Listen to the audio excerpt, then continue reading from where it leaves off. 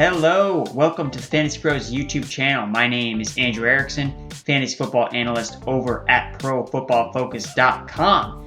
And today I'm coming at you with my top 10 players and matchups to avoid for Week 16. Fantasy football playoffs are upon us, so it is critical that we nail these picks. We do not want to play the wrong players in our semifinals. We need to play the right guys to make sure we get into the championship round.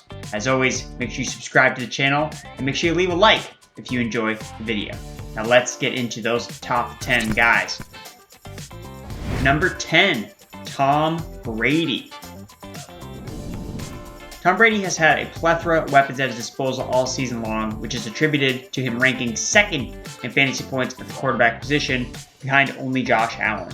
However, TB12 is going to be playing shorthanded come Sunday with no Chris Godwin or Leonard Fournette. Mike Evans and Antonio Brown availability is also up in the air.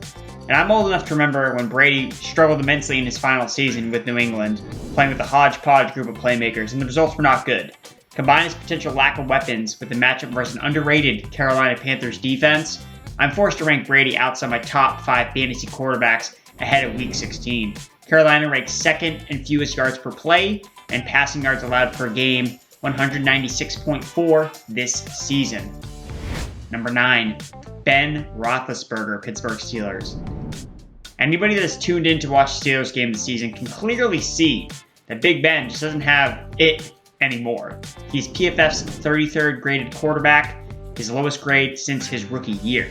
And although he has gotten it done in fantasy over recent weeks, he has 3 top 10 finishes since Week 11. Relying on Big Ben in Pittsburgh to get there on garbage time is just an approach I'd recommend avoiding in the fantasy football playoffs, especially against a surging Kansas City Chiefs defense that has not allowed more than 270 passing yards to any quarterback since Week 5. They also rank 3rd in the fewest fantasy points per game allowed to quarterbacks over the last 4 weeks.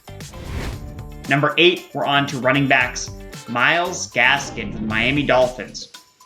Look, it's tough to avoid running backs that are clear-cut workhorses, but that's not the case here with Myles Gaskin. He took a back seat to Duke Johnson in Week 15, and it was a tricky scenario. Gaskin was coming off the COVID list, and we weren't sure how the touches were going to be distributed between the Miami Dolphins running backs. But even if Gaskin is able to reclaim his status as 1A in this backfield, that's enough to make him a fade against the New Orleans Saints. The Saints have allowed the second fewest fantasy points per game to running backs this season.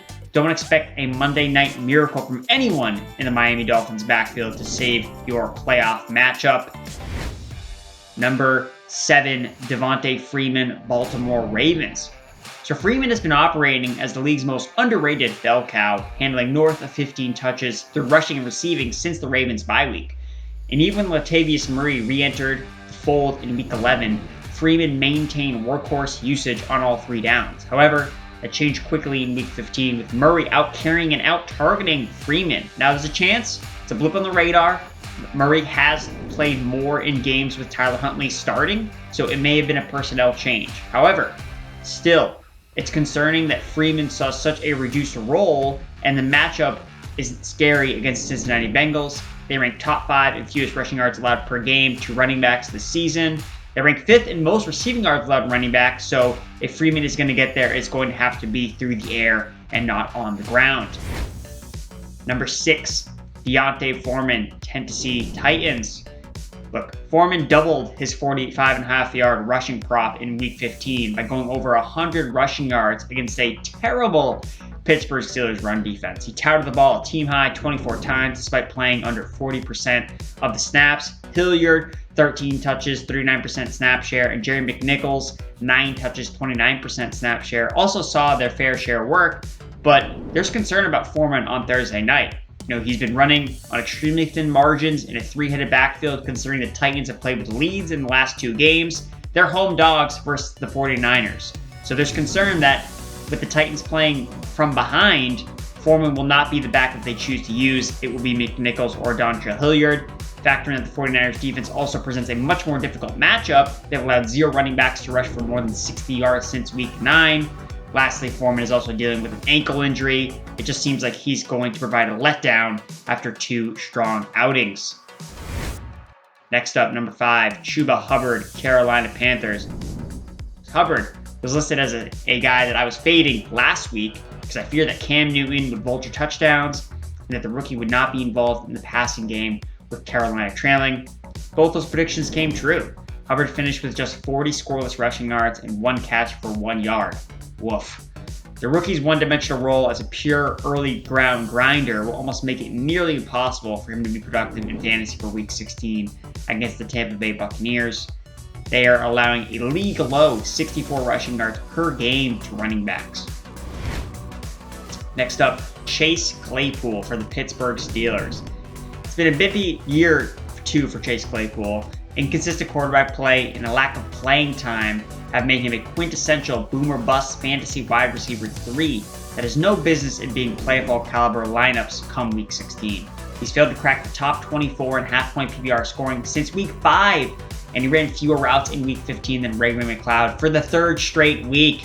His 70 routes run over the last 3 weeks ranked 5th on the team behind running back Najee Harris.